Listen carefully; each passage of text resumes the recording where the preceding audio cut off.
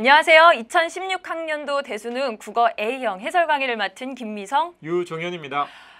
우리 63만 수험생들이죠. 네, 수험생 여러분 오늘 시험 치르시느라고 정말 고생 많으셨습니다. 1년 동안 아니면 좀 더 그 긴 시간 동안 노력을 해서 오늘 정말 쏟아 부으셨을 텐데요. 지금 이 시간에 우리 친구들은 거의 이렇게 기진맥진해 있지 않을까 이런 생각이 듭니다. 자, 그런데요. 저는 오늘 이런 생각이 들더라고요. 장미란 선수가 떠올랐어요. 네, 장미란 선수가 2008년 그 베이징 올림픽에서 세계 신기록으로 금메달을 땄잖아요. 그렇죠. 근데 기대를 한 몸에 입고 나갔던 2012년 런던 올림픽에서는 4위에 머물렀습니다. 그런데 그 장미란 선수가요, 자기 목 뒤로 꺾인 그 역기를 향해서 원망의 눈빛을 보낸 게 아니라 아름다운 손키스를 보냈어요. 그러면서 이런 말을 했죠. 네, 최선을 다했으니 후회는 없다. 이렇게 얘기를 했습니다. 우리 친구들의 마음속에 이런 장미란 선수와 같은 생각이 드셨으면 하는 그런 간절한 바람입니다. 네, 오늘 아침 풍경도 여전히 그 예년의 풍경과 다르지 않더라고요. 보면 항상 이 경찰차를 타고 마지막에 그렇죠. 등장하는 친구도 있고, 그만큼 이 수능 날 아침은 떨리는 마음이 굉장히 클 수밖에 없습니다. 보통 날씨도 굉장히 추웠는데 사실 오늘은 날씨는 그렇게 춥지는 않았던 것 같아요. 네. 그래서 학생들이 날씨는 안 춥지만 나는 이렇게 떨리는 거지 이런 마음이 좀 있지 않았을까라는 생각이 들었어요.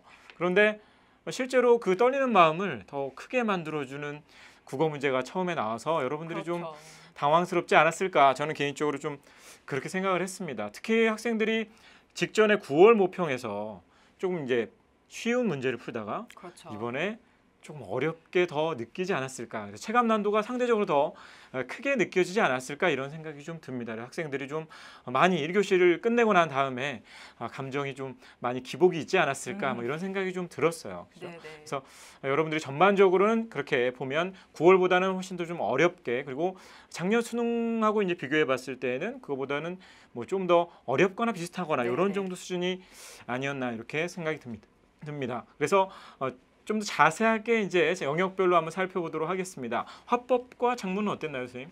네, 화법과 작문은요, 우리 친구들이 처음을 이렇게 딱 접하면서 이번 유형이 조금 새로운데 이렇게 느끼셨을 거예요. 화법과 작문은 우리 친구들 이렇게 알고 있죠. 문제 유형이 어느 정도 정해져 있다 이렇게 생각을 하고 좀 편안하게 생각하는 경향이 있습니다. 그런데 첫 페이지부터 이번 문제 유형이요, 화법인 듯 작문인 듯 화법과 작문을 이렇게 섞어놓은 듯한 그런 문제 유형이어서 우리 친구들이 조금 복잡했을 수 있고요. 그리고 5번 문제 같은 경우에는 두 가지를 모두 고려해서 약간 복잡한 기준이나 조건을 제시했기 때문에 조금 또 이렇게 당황했을 수도 있습니다.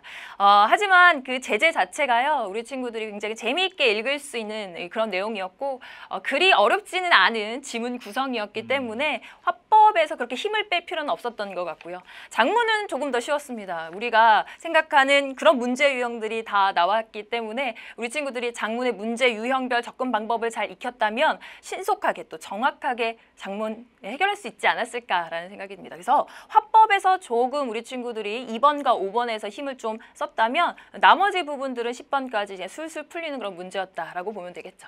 문법은 조금 어려웠다는 얘기가 있던데요. 그렇죠. 아무래도 학생들이 많이 어려워하는 영역이고요. 그리고 또 이번에는 좀 개념을 깊이 있게 좀 공부해 놓은 친구들이라면 무난히 풀 수 있었겠지만, 그렇지 않았던 친구들이라면 좀 다소 복잡한 그런 문제가 좀 많았습니다. 특히 11번의 의문의 변동 문제는 많은 어떤 제가 강의했던 부분이나 다른 부분에서도 11번은 의문의 변동 문제다라는 것이 이미 알려져 있었음에도 불구하고 예시와 또는 그 선지에 나와 있는 내용들을 적용하는 데 있어서 좀 하나하나 꼼꼼하게 따져봐야 되는 문제가 나와서 학생들이 좀 시간이 많이 소요되면서 그러면서도 좀 헷갈리는, 끝까지 한 2개, 3, 4, 5번 선지 중에서 많이 헷갈리지 않았을까 이런 생각을 좀 많이 들고요. 그 다음 12, 13번도 사실은 만만치 않았고요. 그 다음에 마지막 15번 문제는 학생들이 이전에 봤던 유형과는 조금 다르게 출제가 되면서 이걸 어떻게 하지 하면서 순간 또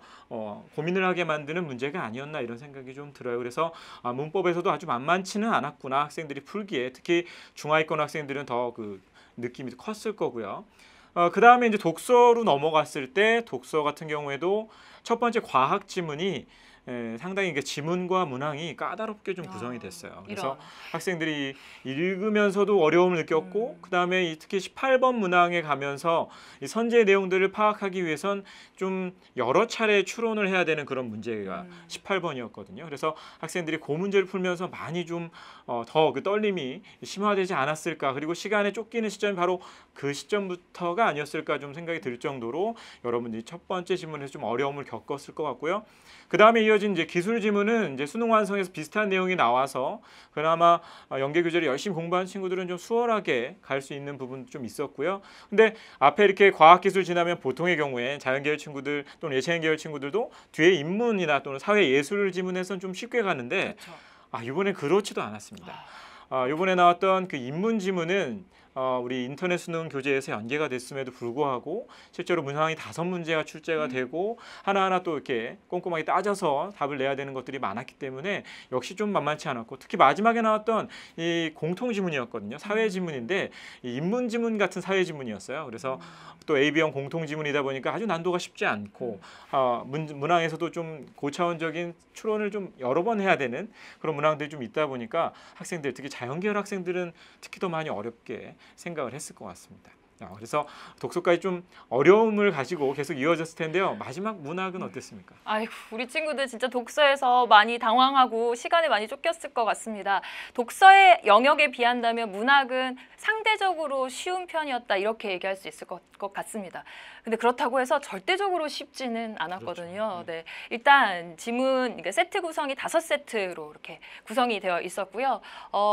그 연계율이 높긴 합니다. 네, 그 5세트 중에서 이제 7그 작품이 나왔는데 3작품을 제외하고 4작품은 모두 다 연계 교재에서 출제되어서 우리 친구들이 한 번쯤은 다 공부했던 것이라는 생각이 들어요.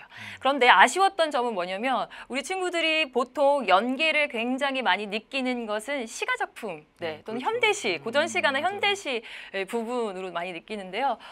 고전시가 뭐 용비어천가가 연계되긴 했지만 네, 강호사 시가 연계되지 않았고 그리고 또 현대시 2작품 모두 연계 교재에는 없었던 작품이라는 게 조금 아쉽습니다.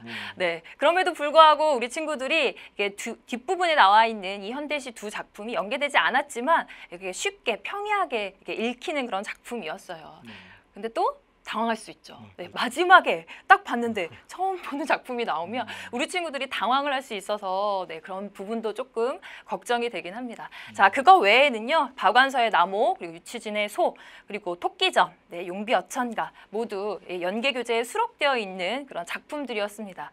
네, 이게 겹치는 부분이 일부 있기도 했지만 대부분은 이렇게 겹치지 않는 부분이라서 항상 선생님들이 말씀하시잖아요. 연계 교재를 공부할 때는 해당 지문, 그 문학 작품의 해당 부분만 공부하는 것이 아니라 전체적인 줄거리나 전체적인 상황도 파악해야 한다라는 말씀 많이 들으셨을 거예요. 그것을 명심하고 꼼꼼하게 또 철저하게 공부했던 학생들은 네, 문학에서 조금 좋은 성적을 거둘 수 있지 않았을까라는 그런 기대를 해봅니다. 네. 네.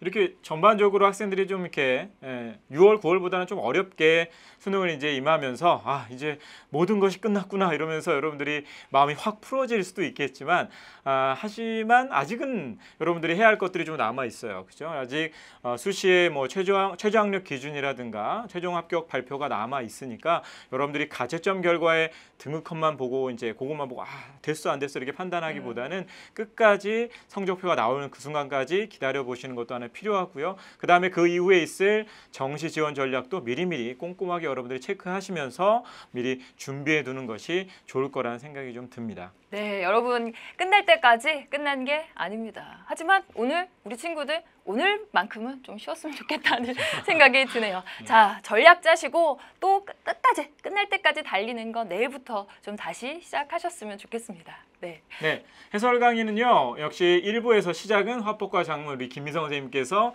시작해 주시고요. 그다음에 문법과 독서는 저와 함께 그리고 마무리는 역시 김미성 선생님과 함께 해주시면 유종의 미를 잘 거둘 수 있지 않을까 생각이 듭니다. 여러분 그러면 우리 해설 1부에서 만나요. 안녕.